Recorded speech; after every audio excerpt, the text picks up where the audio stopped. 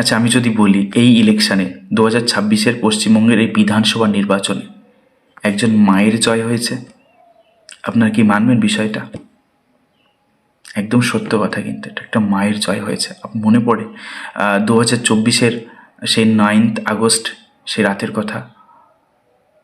নরখাদকেরা মৌসুমি দেবনাথের উপরে ঝাঁপিয়ে পড়েছিল, তার নিথর দেহ লুটে পুটে ভোগ করে খেয়েছিল সেই সমস্ত মানুষ। সেই নির্যাতিতার মা, নির্যাতিতা বলতেও খারাপ লাগে, কি মানে সেই তিলোত্তমা অভয়া মা আজকে জয়ী হলো ভোটে, 28,000 ভোটে তিনি পানিহাটিতে জয়লাভ করলেন তোমার তৃণমূল প্রার্থীকে হারিয়ে। সত্যি এ মুহূর্ত না ভোলার নয় বন্ধু, এ মুহূর্ত ভোলার নয়।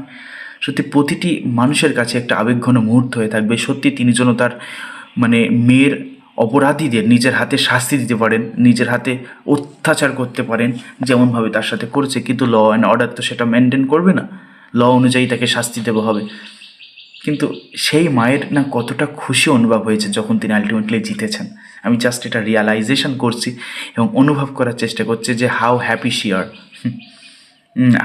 মানে এক্সট্রাঅর্ডিনারি। আমি খুব খুশি হয়েছে এইটা ভেবে যে সত্যি তিনি এত ভোটে জিতেছেন এবং সত্যি সত্যে জয় হয়েছে। এই জন্য বিজেপি পার্টিকে আমি কুর্নিশ জানাই যে তারা এমন একজন ক্যান্ডিডেটকে দাঁড় করিয়েছেন যে তিনি সত্যি মানুষ তাকে বিশ্বাস করেছে, সমর্থন করেছে এবং আগামী দিনে সে অনেক ভালো কাজ করবে, অনেক ভালো কাজ করবে।